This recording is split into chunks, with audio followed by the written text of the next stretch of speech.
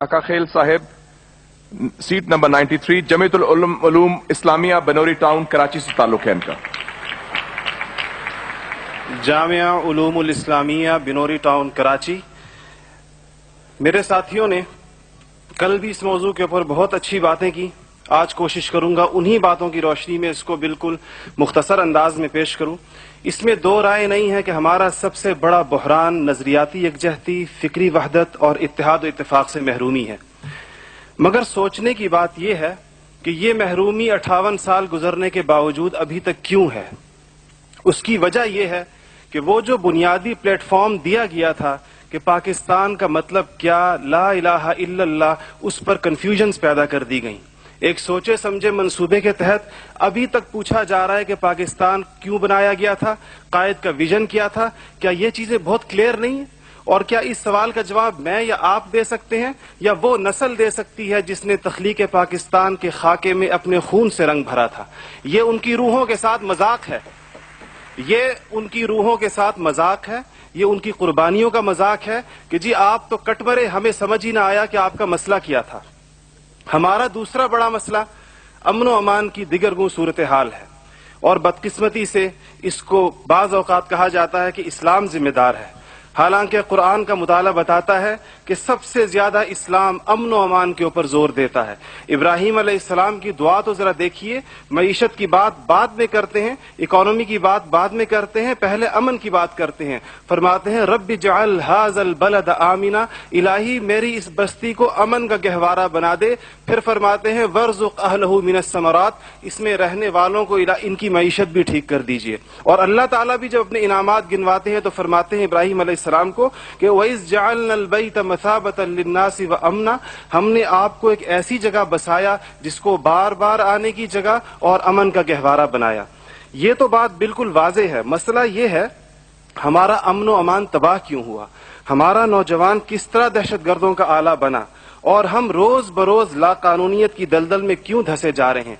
जनाब सदर, नोट करने की बात है कि यह सबक उसको किसी मजहब ने नहीं सिखाया, यह सबक उसको किसी दीन ने नहीं बताया। ये तबकाती तफरीक, इस्तेहसाली निज़ाम, टैलेंट की बेकदरी, तालीमी ढांचे का खोखलापन, बेइंतहा करप्शन और इख्तियारात के नाजायज इस्तेमाल वो खौफनाक मसाइल हैं जो नौजवान को इस तरफ लेकर गए हैं। आप ये मसाइल हल कर दीजिए, आप ये मसाइल हल कर दीजिए, फिर देखिए ये नौजवान दहशतगर्द है या अमन पसंद है। हमारा तीसरा सबसे बड़ा मसला जो इस वक्त बहुत अहमियत का हामिल है, जमहूरी रिवायात का फुकदान है। हम अभी तक हकीकी जमहूरी कल्चर और अवामी मैंडेट के एहतराम के माहौल को पैदा करने में नाकाम रहे हैं। टूटती बनती असम्बलियों, इंतखाबी धांधलियों और जनाब सदर अहम कौमी मसाइल में पार्लियामेंट को बाईपास करने की रिवायात ने अवाम का एतमाद मौजूदा पॉलिटिकल सिस्टम से उठा दिया है। इसके लिए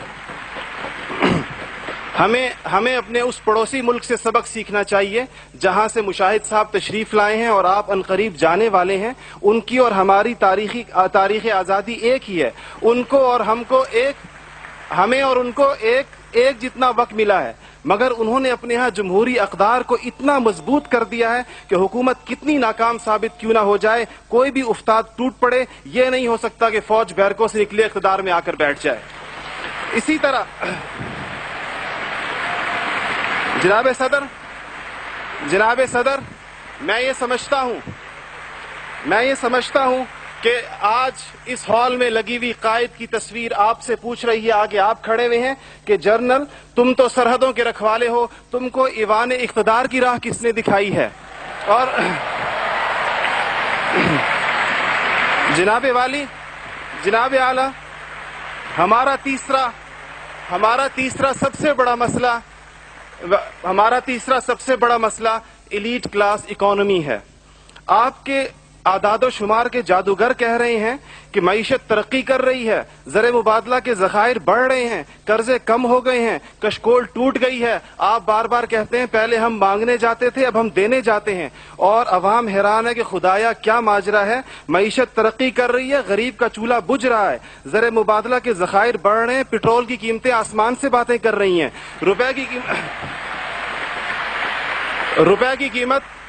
रुपए की कीमत डी वैल्यू होते होते कहां आ खड़ी हुई है। اور اس کے بعد ایک اور بات جناب صدر، آپ نے کہا کہ بسنت منانے سے کچھ نہیں ہوتا، اسلام تفریح سے ہرگز منع نہیں کرتا بلکہ صحت مند تفریح کی حوصلہ افزائی کرتا ہے، مگر خدارا محروموں لاچاروں کی آرزوؤں کے مزار پر دھما چوکڑی نہ مچائی جائے۔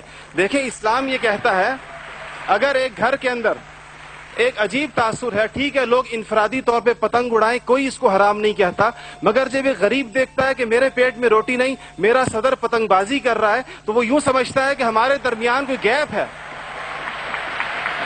آپ بالکل وہ سمجھتا ہے، غریب کہتا ہے کہ میں، غریب دیکھتا ہے، غریب آپ کو اس کے احساسات کا بالکل اس طرح لگتا ہے ایک گھر کے اندر میت پڑی ہو اور آپ دوسرے گھر کے اندر ڈرم بجائیں کہ میں تو آزاد ہوں، غم تو تمہارا ہے میرا نہیں ہے، تو اس کو کوئی بھی اس کی اجازت نہیں دے گا، کوئی بھی مذہب کہے گا کہ نہیں، اس کا احساس کیجئے، اس کے اشک شوئی کریں، اس کو سینے سے لگائیے۔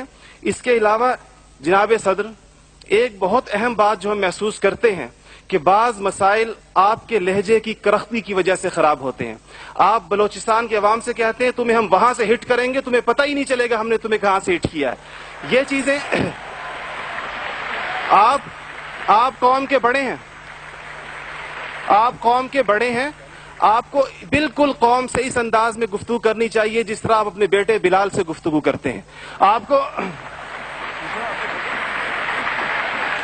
اس کے جناب صدر آپ کا لہجہ جو ہے، وردی کی بات میری بہن نے کی، وردی کی بات تو آپ نے خود 14 کروڑ عوام سے کہا تھا میں 31 دسمبر کو اتار دوں گا، پھر قوم کے وسیع تر مفاد میں آپ وعدے سے مکر گئے۔ تھینک یو جی، شکریہ، مہربانی، تھینک یو، آپ کا ٹائم ہو گیا ہوگا جی۔